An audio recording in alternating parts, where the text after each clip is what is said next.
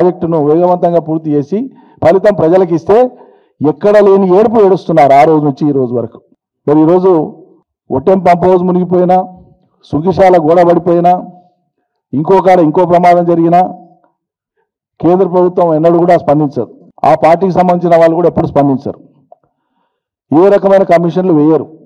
ఏం ల్యాబ్స్ జరిగింది, ఏం లోపం జరిగింది అనేటువంటిది ఏం చేయరు. ఇవాళ ఎస్ఎల్బీసీలో కూడా ఈ లోపం జరిగితే ఏం జరిగిందని కమిషన్ ఎందుకు వేయలే?